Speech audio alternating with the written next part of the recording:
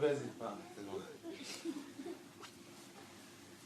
Quand il est merveilleux, quand tout tes œuvres, oh Seigneur, notre Dieu tout-puissant, tu es véritable, dans toute ta volonté, toi le roi éternel. Qui sur la terre et dans le ciel, est sauvé mon toi, tu règnes sur tout l'univers.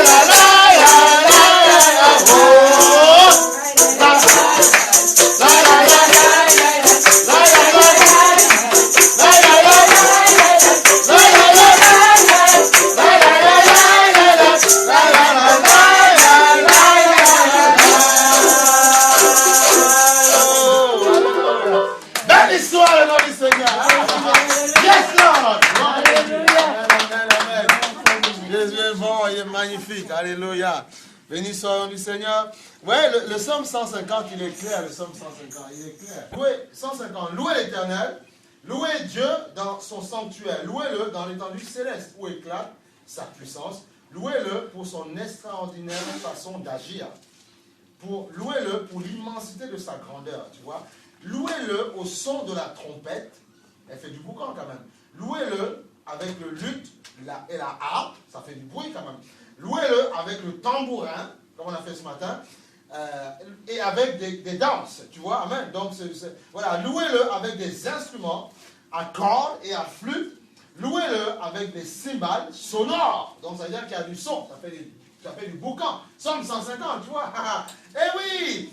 Il dit louez-le avec des cymbales sonores, louez-le avec des cymbales retentissantes, tu vois. Il dit que tout ce qui respire loue l'Éternel. Voilà, les poissons louez l'Éternel, les arbres louez l'Éternel, tout louez l'Éternel. Voilà, avec des cymbales, des bâtons, des temps. Louez Dieu parce qu'il est bon dans l'étendue de sa grandeur. Tu vois, c'est ça. Voilà. Même dans le psaume 148, il dit louez l'Éternel du haut du ciel, louez-le dans les hauteurs, même les anges, hein. Louez-le, vous tous ces anges, louez-le toutes ces armées, louez le soleil, tu vois, et lune, tu vois, louez-le, vous toutes étoiles lumineuses, louez le cieux des cieux, tu vois, et vous les eaux qui êtes au-dessus du ciel, louez-le, parce parce qu'il y a des... Oui, pour information, il y a des eaux aussi. Voilà, oui, bon. Bref, ce n'est pas le message du jour. Mais tu vois, qu'il loue le nom de l'Éternel, car il a donné ses ordres, et ils ont été créés. Il a donné, il les a établis pour toujours, en perpétuité. Et il a donné des lois, il ne les violera pas. Louez l'Éternel depuis la terre. Tu vois, nous, vous, monstres marins, les poissons, tout ce que tu veux, et vous tous, océans, foudre et grêle, neige, brouillard, vent, tempête, qui exécutez ces ordres, montagnes, toutes les collines, arbres fruitiers, tu vois, et tous les cèdres, animaux sauvages, et tout le bétail, reptiles, et oiseaux ailés, rois du monde, tous les peuples, princes, et tous les juges de la terre, jeunes gens, jeunes filles, vieillards, et enfants, qu'ils louent l'Éternel, car son nom seul est élevé. Sa majesté domine la terre et le ciel. Il a relevé la force de son peuple. C'est un sujet de louange pour tous ses fidèles, pour les Israélites, pour le peuple qui est près de lui, louer l'Éternel. Alléluia. Tout le monde doit louer Dieu. La neige, tout, la pluie, tout le monde. Gloire au Seigneur. Et c'est la parole de Dieu. Donc si tu connais Dieu, si tu aimes Dieu, tu dois être d'accord avec ça et tu dis Amen. Oui. Moi j'aime Dieu. Dieu, il est magnifique le Seigneur. Il est magnifique. Il est magnifique. Il est magnifique. Il est magnifique. Il est magnifique. Personne ne m'enlèvera mon sujet de gloire, d'aimer Jésus. Parce qu'il a tout fait pour moi. Il est le seul à m'avoir séduit d'une manière aussi authentique. Il est le seul à me dire je t'aime quand les autres ne t'aiment pas. Quand les autres font semblant de t'aimer. Il est le seul qui dit je t'aime, laisse-moi t'aimer. Il est merveilleux. Quand quelqu'un que tu aimes bien te dira je t'aime et demain te fait une queue de poisson ou bien où il s'en va, mais lui il est là, il est près de toi. Il est toujours là pour restaurer ta vie. C'est ça Jésus. Alléluia. La semaine dernière, on a parlé de l'Église. Et le problème c'est qu'aujourd'hui, même les gens disent qu'on est Dieu, mais ils ne connaissent pas la puissance de l'Église, à quoi elle sert, pourquoi Dieu l'a créée. Et pourtant, il dit, je suis le sel, vous êtes le sel de la terre. Donc, nous, en tant que soi-disant chrétiens, on a une responsabilité. Et on a dit que le mot chrétien a été donné dans Acte 11 quand on a vu qu'il marchait d'une manière droite. On a dit, vous êtes des chrétiens, des Christos, des petits Christ. Mais avant, Jésus n'est pas venu faire des chrétiens, des disciples. On les appelait chrétiens parce qu'ils marchaient d'une vie droite. Aujourd'hui, tout le monde prend cette étiquette, alors que quand on creuse un peu la vie, on dit non, il n'y a pas, c'est faux. Donc aujourd'hui, pourquoi? Parce qu'on a peur. Alors que Dieu dit, il a triomphé du monde. Jésus dit, n'ayez pas peur. Il y aura peut-être souvent des tribulations. Des gens qui ne seront pas d'accord avec ta foi. Comme on voit ce qui se passe. Mais il dit, n'aie pas peur, j'ai triomphé. Donc il a triomphé, il y avait un combat. Il a vaincu le diable à la croix. Donc tu dois croire. Ce n'est pas parce qu'un être humain qui est semblable à toi te met des attaques, des combats, que tu dois baisser les bras. Non, tu dois être plus fort. Parce que celui qui est en toi a déjà triomphé sur le monde, sur les gens qui veulent t'attaquer. Trop de personnes que je rencontre dans la rue, mais ils disent oui, on croit en Jésus, mais vous savez, c'est compliqué, monsieur. Non, c'est pas compliqué. Il faut juste que tu passes plus de temps dans sa présence. Je disais hier, qu'est-ce qui s'est passé à la maison avec Sandra? On a mis une louange, tu vois, un DVD, bon, c'est plutôt anglais parce que c'était des frères américains, un DVD, un chant. Mais on a écouté, la présence de Dieu est tombée à la maison, mais tu te dis, mais Seigneur, même si c'est compliqué, même si parfois c'est compliqué dans ma vie, je dois avec respect te donner l'honneur qui t'est dû. Parce que je sais que même si c'est compliqué, tu combats pour moi. Et il ne peut pas. Tu as vu un homme, puisque nous sommes la fiancée de Jésus-Christ, nous sommes l'épouse. Tu as vu un homme qui aime sa fiancée et la laisse tomber? À moins qu'il ne l'aime pas. Tu as vu un homme qui laisse sa femme se faire battre et ne réagit pas? À moins qu'il a l'idée déjà de la tromper. Mais Jésus est fidèle. Il ne ment pas. Donc ce qu'il dit, quand il dit que même s'il y a des combats, je serai là, je te soutiendrai. N'aie pas peur. Pourquoi? Parce qu'on écoute tellement trop ceux qui parlent dans cette vie alors qu'ils n'ont pas Dieu. Alors que s'ils meurent comme ça, malheureusement, ils risquent de ne pas aller dans le sein de Dieu. Et Dieu te dit, toi, tu m'as moi. Il faut considérer aujourd'hui celui qui est en toi. Connaître ton identité en Christ. Tu n'es pas n'importe qui. Tu n'es pas n'importe qui. Tu n'es pas n'importe qui. Tu es plus qu'un chef d'État. Tu es un prince et une princesse. Tu n'es pas n'importe qui. Mais quand vous voyez le royaume, regardez, prenez Monaco, c'est une principauté. Il y a des valets, il y a des princes, des enfants. Les valets servent les enfants, nous sommes les enfants de Dieu. Les anges sont là pour pouvoir t'épauler, mais tu ne considères pas la réalité. Pour beaucoup, la chrétienté, c'est une religion. Non, il faut arrêter, ce n'est pas une religion. Nous sommes dans des lieux pour adorer Dieu, mais ce qu'il veut, c'est que le Saint-Esprit soit en toi et que tu deviennes le temple de Dieu. Et quand tu as compris ça, tu fais attention à ta vie. Pourquoi? Pourquoi? Parce que tu veux que Dieu se glorifie et tu veux qu'il t'évite les pièges de la vie. Il y a tellement de pièges. Les gens qui vous disent « je vous aime ». Et demain, pourquoi? Parce qu'ils veulent juste te récupérer. Et une fois qu'ils sont servis, ils partent. Alors que ce n'était pas le plan de Dieu. Le plan de Dieu pour toi, c'est que tu puisses voir ce que Dieu a pour toi, ses bénédictions, et manifester sa gloire. C'est ça. Il faut comprendre, c'est ça. C'est ça. Regarde, on va prendre un passage. C'est ça, alléluia. Dieu aime son peuple. Prends Hébreu, on a vu Hébreu 11:6.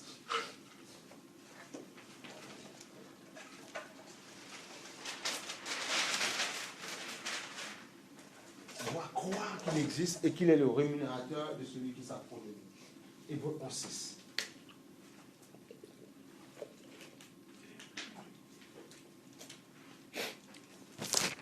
Écoute, même s'il y a des combats parfois, même si parfois c'est compliqué, il faut comprendre ce que le Seigneur dit. Et tu vas voir que même si tu as lu ce verset, c'est une chose.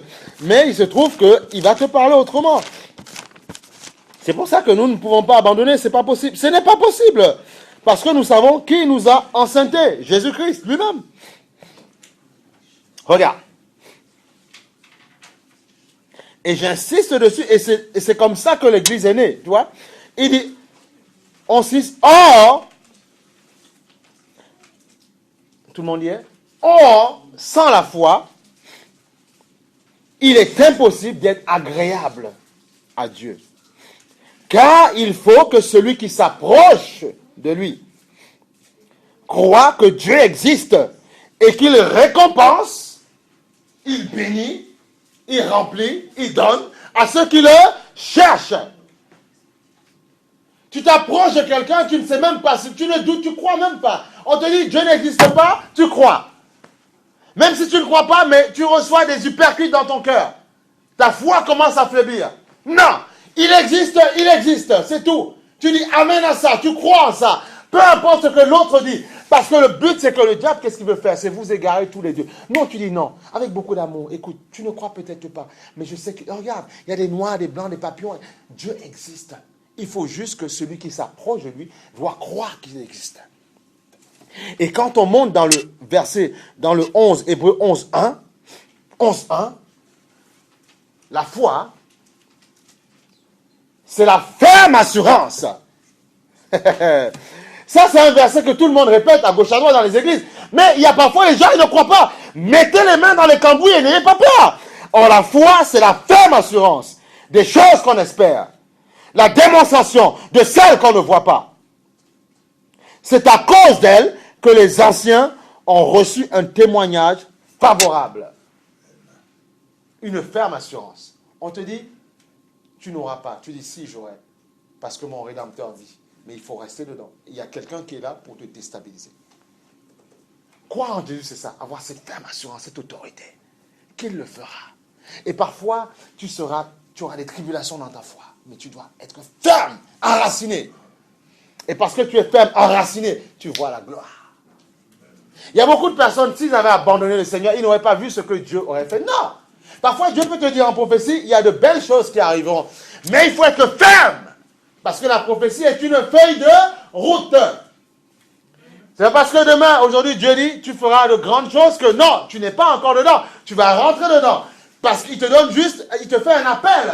Mais il faut tenir ferme dans la foi. Regarde. La semaine dernière, on a parlé de l'Église.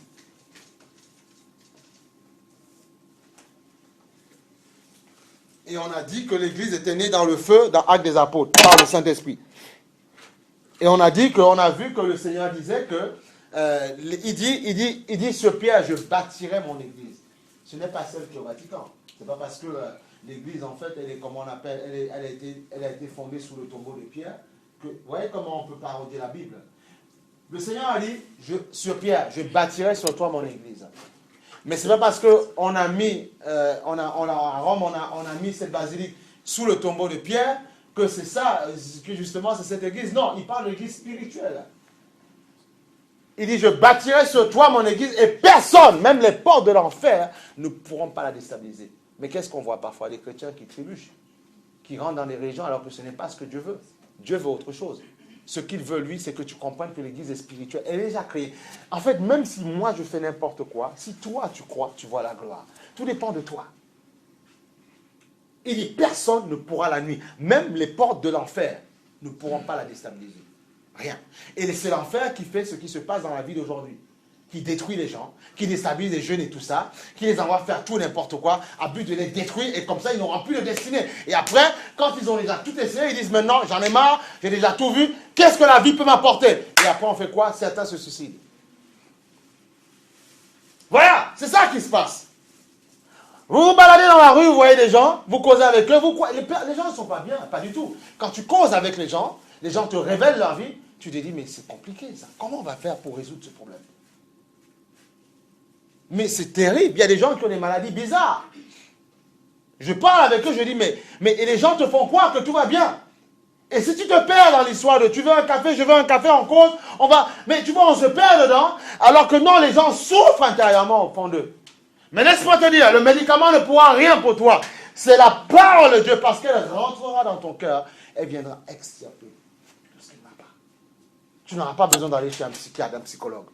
Pourquoi? Parce que l'Église, qui est l'instrument que Dieu a voulu pour la libération des peuples, est là justement pour transformer les vies. C'est pour ça que quand on vient ici, on ne perd pas son temps. Parce que la parole de Dieu, quand elle pénètre ton cœur, elle ne sépare moins les jointures. Elle parle à tes pensées. Elle te dit, ça c'est pas bon, enlève. C'est pas que je ne t'aime pas. Mais si tu continues dans ce chemin, tu risques de te détruire. Sors de là. Regarde. Comprends ceci. Le Seigneur, par l'Église, il amène ce qu'on appelle, on a vu, le salut. Le salut qui veut dire en grec, il faut comprendre, hein, parce que si on s'arrête, on ne comprend pas, qui veut dire soteria en fait, soteria, qui veut dire en fait, tu vois, il faut comprendre, parce que sinon on ne comprend pas, qui veut dire en fait délivrance, tu vois. Délivrance, parce que tu étais englué dans tout et n'importe quoi. Sûreté, sécurité, tu vois.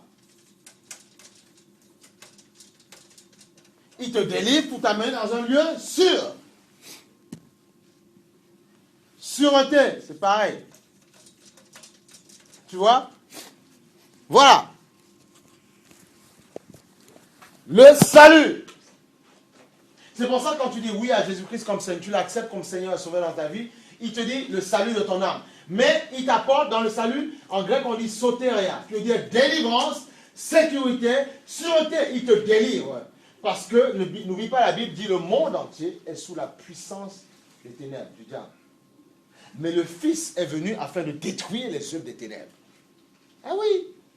Et après on a vu la semaine dernière que par l'Église, comme elle est née par le Saint-Esprit dans Acte 3, il nous donne ce qu'on appelle le Saint-Esprit. Pourquoi le Saint-Esprit? Ce n'est pas au nom du Père, au nom du Fils, du Saint. Non, ça n'a rien à voir. Le Saint-Esprit comprend. Il a été tenté dans le désert. Il n'a pas trébuché à cause du Saint-Esprit. Et lui, il veut te le donner afin de résister ici-bas. Tu refuses. Non, il faut marcher avec celui-là. Moi, depuis des années où on marche dans le Seigneur, si on avait refusé ce collaborateur, c'était fini. C'est lui, quand il te touche, il te remplit de sa présence. Tu comprends que la chrétienté, croire en Jésus, ce n'est pas de la religion. Quand il est venu me toucher dans mon lieu de service, pendant que je travaillais, me remplir de partout, je vais à la cantine manger, je vois sa présence. J'ai compris que ce n'était pas une religion. J'ai compris que ce Dieu il était dans le cœur de ceux qui voulaient faire révérence. Le Saint-Esprit. Il dit dans Jean 14, je m'en vais vers le Père, je vous donnerai quoi? Un consolateur. Vous ne serez plus seul. Le monde ne le voit pas, mais vous le savez parce qu'il est en vous. C'est lui qu'il te faut, le Saint-Esprit. Et le Saint-Esprit, il vient glorifier Jésus. Et comme Jésus est, on appelle Jésus est l'époux de l'Église. Il vient glorifier. La Bible dit, il vient glorifier Jésus. Il glorifie Jésus.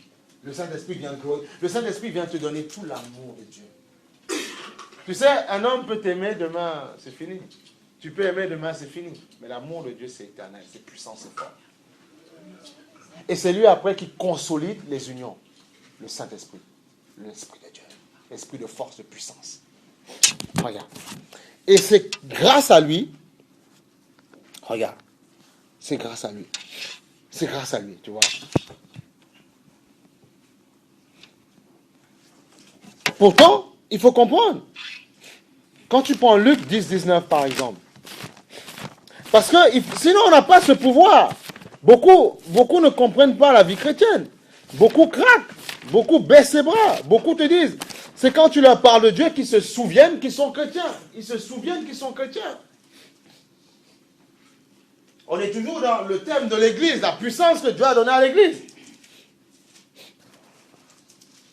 Non, je sais qu'il y aura pas mal de personnes qui se donneront encore au Seigneur. Ça, c'est clair, on ne peut pas baisser les bras. Ça, c'est pas vrai. On n'écoute pas n'importe quelle pensée. Non. Pourquoi? 10-19, qu'est-ce qu'il dit? Il dit ceci.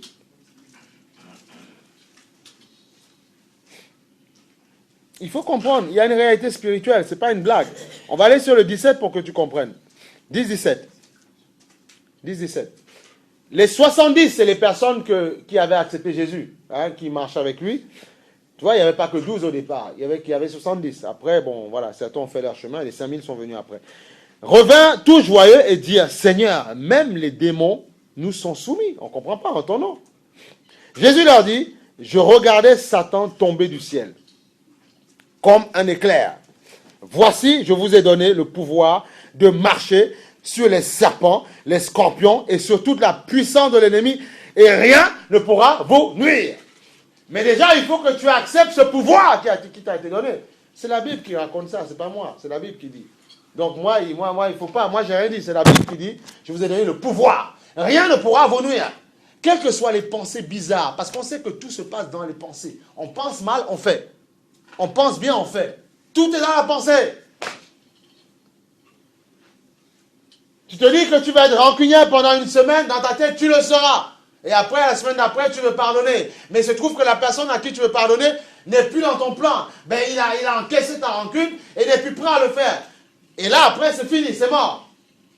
Mais je te dis, je t'ai donné le pouvoir de marcher sur les serpents, marcher sur les scorpions. Ça veut dire les soucis de la vie. Marchez dessus et rien ne pourra vous nuire. Pourquoi? Parce qu'il y aura des choses qui seront face à vous, qui essaieront de vous combattre, essaieront de vous dire, mais pourquoi je vis? Qu'est-ce que je fais sur cette terre? Ma vie n'avance pas. Qu'est-ce qui se passe? Elle n'avance pas parce qu'il y a un adversaire qui est là, qui veut bloquer ta vie. Alors que toute personne a été créée pour manifester la gloire de Dieu sur cette terre, à son niveau. Toute personne. Toute personne. Par ta vie, par ton travail, par ton mariage, par ton couple, par tout ce que tu veux. Manifester la gloire de ce Dieu. Voilà pourquoi tu as été créé. Tu as été créé pour ça. Être parent pour la gloire de Dieu. Être grand-père pour la gloire de Dieu. Connaître les différentes étapes de la vie dans le Seigneur. C'est merveilleux, c'est magnifique. Je t'ai donné le pouvoir, la puissance, mais il faut accepter celui-là. Parce que Jésus dit, je vous ai donné le pouvoir. Il a donné le pouvoir. Mais dans Jean 14, on dit, celui-là, il viendra glorifier Jésus. Donc lui qui donne le pouvoir, il est parti. Il dit, je m'en vais vers le Père, mais je vous donnerai le Saint-Esprit. Il vous donnera. Et ce qu'il avait dit à ses apôtres, en parlant du pouvoir, c'est lui qui vient glorifier Jésus. Donc tu veux quoi? La puissance, l'autorité? Saint-Esprit. Et ce n'est pas le signe de la croix, non, ça n'a rien à voir. C'est Saint-Esprit, là. Il vient glorifier Jésus. Et la Bible dit, le monde ne le voit pas, mais il est dans vos cœurs. Il dit, je ne vous laisserai pas orphelin. Tout le monde a déjà lu ce passage? Je ne vous laisserai pas orphelin. Je serai le consolateur, le paraclet. Paraclétos. On a vu qu'il y a certaines religions qui veulent nous faire croire que le Saint-Esprit qui allait venir, c'était justement un homme. Non, ce n'est pas un homme. Ce n'est pas Mohamed, non, ça n'a rien à voir. C'est le Saint-Esprit. Le Saint-Esprit, l'Esprit de Dieu. Parce que le Saint-Esprit est Dieu lui-même. Il est Dieu lui-même. Tu vois, il est Dieu lui-même. Il faut comprendre. Il comprend. Il y a un autre passage qui dit, On dit, voilà, un autre passage qui dit que le Saint-Esprit nous renouvelle. Nous sommes renouvelés par le Saint-Esprit. Renouvelés par le Saint-Esprit. Nous sommes renouvelés par le Saint-Esprit. Renouvelés par le Saint-Esprit. Et c'est ça qu'il faut. Quand tu comprends ces choses-là, tu grandis, tu n'as plus peur, tu es confiant et tu es fort. Tu es fort dans le Seigneur. Tu es fort. Tu vois, tu es fort. Et tu es inébranlable. Tu es inébranlable. Parce que Jésus-Christ est tout puissant. Il est fort. Il est fort. On va prendre 3.16. Éphésiens 3.16, pardon. Éphésiens 3.16. Éphésiens 3.16. Pour te confirmer cette réalité du Saint-Esprit. Tu vois, c'est pour ça que même quand il y a des maladies, même quand tu te sens mal, c'est le Saint-Esprit qui peut te remplir puissamment. Il faut comprendre cette réalité-là. C'est le Saint-Esprit seul. 3.16, qu'est-ce qu'il te dit? Le Seigneur dit ceci. Il dit, je prie, l'apôtre Paul, qu'il vous donne, conformément à la richesse de sa gloire, d'être quoi? Puissamment, il n'a pas dit mollement ou petitement, puissamment, fortifié par son esprit, dans votre être quoi? Intérieur, de sorte que le Christ habite dans vos cœurs par la foi. Je prie que vous soyez enracinés et fondés dans l'amour, pour être capable de comprendre avec les saints quelle est la largeur, la longueur, la profondeur et la hauteur de l'amour de Christ. Et plus bas, et de connaître cet amour qui surpasse toute connaissance, afin que vous soyez remplis de toute la plénitude de Dieu. Mais il dit, je prie que vous soyez remplis puissamment par le Saint-Esprit. Dans quoi? L'homme intérieur. Puissamment rempli par le Saint-Esprit. Donc ça veut dire que si tu refuses le Saint-Esprit, si tu ne veux pas marcher avec lui, et il est saint, si tu refuses sa présence, tu ne peux pas être puissamment fortifié. Et comme tu n'es pas puissamment fortifié, forcément, les attaques qu'il y a à l'extérieur, les propositions qu'on te donne, les séductions qu'on te propose, tu vas tomber. Eh oui. C'est pour ça que les gens ne tiennent pas debout. Pourquoi? Parce qu'ils ne veulent pas être puissamment remplis de l'intérieur. Parce que lui, il est venu glorifier Jésus. C'est grâce à ça qu'il a tenu dans le désert 40 jours. C'est grâce au Saint-Esprit qu'il a dit, arrière de moi Satan. Grâce au Saint-Esprit. La Bible dit, il est rempli du Saint-Esprit. Il alla dans le désert. Il a été tenté. Mais après, revêtu du Saint-Esprit, il est ressorti pour rentrer dans son ministère. Dieu nous remplit. Mais il nous revêt aussi pour le combat. Il nous met des galons. Et c'est le Saint-Esprit qui fait ce travail. Il te dit, le Saint-Esprit viendra glorifier Jésus. Donc tu es obligé, si tu te dis chrétien, d'avoir le Saint-Esprit en toi. Et c'est lui qui enlèvera quoi? Le découragement en toi. C'est lui qui enlèvera la tristesse en toi. C'est lui qui enlèvera la peur en toi. C'est lui qui enlèvera même la maladie parfois en toi. Parce que quand sa présence travaille en toi, elle enlève, elle nettoie, elle purifie ton sang. Le Saint-Esprit. Tu ne seras plus orphelin. Ce n'est pas une histoire d'avoir un père et une mère. Tu ne seras plus orphelin. Moi, je dis aux gens, quand j'ai perdu mon père, c'était triste. Mais quand j'ai reçu Jésus, quand il y a eu le Saint-Esprit, il dit, Seigneur, je ne suis plus orphelin. J'ai un père qui était le père de mon père. Donc, c'est lui qui l'a créé. Donc, même si je pensais que mes parents étaient forts, la puissance était en Dieu. Et comme la puissance était en Dieu, je suis fort, il n'y a plus de problème. Terminé. Oui. Parce que le Saint-Esprit marche avec toi. C'est lui qui a créé tout être. Qui a créé tout ce qui t'envient, tout ce que tu aimes bien. Tous les animaux que tu aimes bien. Animal de compagnie ou tout ça. Il les a tous créés. Donc si tu refuses Jésus, tu es mort. Quand j'ai Dieu, j'ai tout ce que tu penses avoir que je n'ai pas. Avec Dieu, j'ai les animaux de compagnie. Mais il les a tous créés. J'ai tout avec le Seigneur. J'ai tout. Et la Bible dit que vous avez tout pleinement avec le Christ.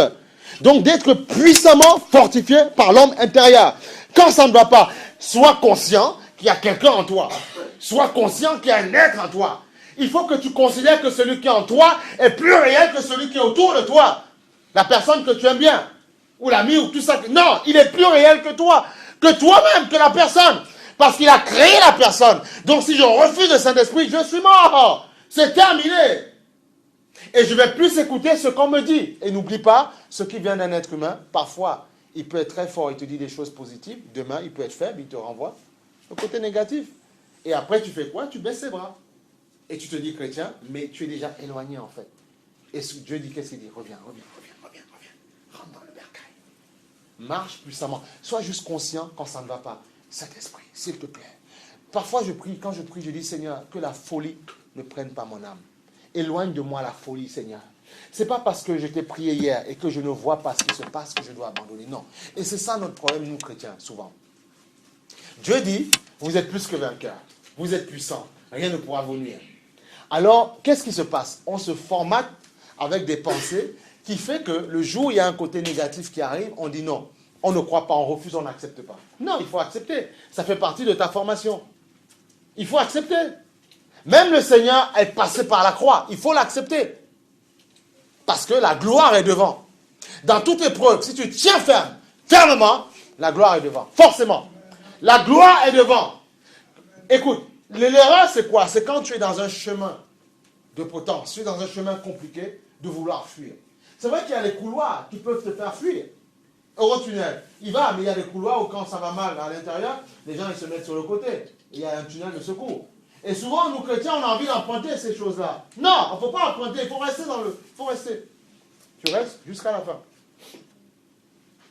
Le peuple de Dieu, les Israélites au début, qui ont été sauvés des Égyptiens, ils sont passés par la mer. Quand la mer s'est ouverte en deux, ça, je suis persuadé que les poissons étaient d'un côté et d'un autre. Ils devaient forcément les voir. Regarde, tu as l'eau qui monte carrément de deux côtés. Mais parfois, tu es pris de fou, tu te dis, mais est-ce que ça ne va pas retomber sur nous? Non, il faut y aller. Il faut passer. Parfois, Dieu crée, Dieu permet. Le diable permet ces choses-là. Dieu laisse faire pour démontrer au diable qui est en vous, justement. Il ne faut pas fuir. Ce n'est pas une question d'âge, c'est faux ça. Parce que David était très jeune et David a commencé très tôt. Voilà. Donc, même un jeune ne dira pas, je suis encore jeune, c'est faux. Le diable, ce qu'il veut, c'est voler nos jeunesses. On vole tout, on se sert, on fait comme on veut et après, dégager. Il y a des gens qui étaient jeunes, étaient bien tout ce que tu veux. Quand tu les vois à 30 ans, 40 ans, ils sont flétris, finis. Pourquoi? Parce que la drogue est rentrée. Le sexe, toutes ces choses sont rentrées et ça a détruit leur vie en fait. Alors qu'il fallait attendre juste le temps de Dieu. La cocaïne est rentrée, toutes ces choses. Le shit, tout est rentré. Mais ça détruit. Mais il y a des gens. Donc tu vois, Éphésiens 1,18, il te dit, tu vois, c'est important. C'est Paul qui dit, je prie. Tu vois, il prie Dieu. Tu vois, qu'il illumine les yeux de votre cœur pour que vous sachiez quelle est l'espérance qui s'attache à son appel, quelle est la richesse de son glorieux héritage au milieu des saints. On a dit plusieurs fois, tu as un héritage. Tu as un héritage, tu n'es pas n'importe qui. Tu es un prince et une princesse, il faut se battre. C'est pour ça que la Bible dit, le royaume des cieux est forcé. Et ce sont les violents qui s'en emparent. Il t'a prévenu. Après, si tu ne veux pas être violent, c'est ton problème. Mais il faut être violent pour hériter des promesses de Dieu. Et une fois que tu es violent, tu passes de palier, tu t'installes. Et une fois que tu t'installes dans un autre palier, tu n'as plus envie de descendre. Voilà, tu restes là. Et après, c'est forcément de gloire en gloire. C'est pas pour que tu descendes. C'est nous-mêmes qui voulons descendre. Pourquoi? Parce que quand on a toutes sortes d'apparences dans le monde, toutes sortes de choses qu'on nous propose, alors on se laisse glisser. 1 Corinthiens 15, 34. Tu vois, parce que l'Église a reçu la capacité. 1 Corinthiens 15, 34. L'Église a reçu la capacité de ne pas céder, d'être forte. Et plus je vais tomber dans l'iniquité, plus je vais tomber malheureusement dans le péché, ben je vais m'empêcher de monter dans la gloire de Dieu. Le péché est comme un boulet qui te tient. 1 Corinthiens 15, 34. Ça te tient, ça te bloque. Et tu n'iras pas plus loin, parce que justement, le péché est une arme favorite que le diable, il nous séduit, c'est vrai, utilise pour nous bloquer, en fait, simplement. Et afin que nous ne voyions pas les perspectives que Dieu a pour nous. 1 Corinthiens 15, 34, il te dit ceci. Et c'est bon la parole. Moi, j'aime la parole. Il te dit, 15, 34, il dit, revenez. Voilà, dans le 33. 15:33, on va aller au-dessus. Ne vous y trompez pas, les mauvaises compagnies corrompent les bonnes mœurs. Voilà, c'est tout. Fais attention avec les gens avec qui tu t'associes pour ne pas te faire avoir. Si tu es avec eux juste parce que tu veux leur expliquer des choses, les ramener à Christ, amen, parce que tu les aimes. C'est pour ça que tu es ami avec ceux qui ne connaissent pas Dieu, pour les attirer, mais pas que eux t'amorcent. Non, c'est toi qui dois attirer. Tu vois? Ne vous y trompez pas, les mauvaises compagnies corrompent les bonnes mœurs.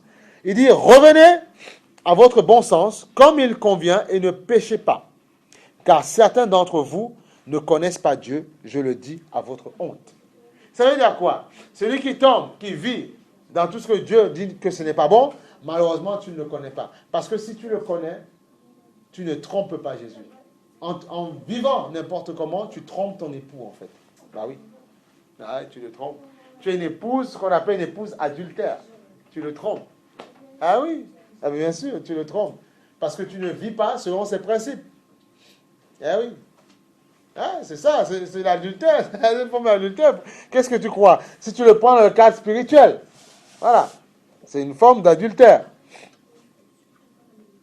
Voilà. Tu as des rapports avec d'autres personnes. C'est-à-dire que tu t'associes avec les ténèbres pour vivre.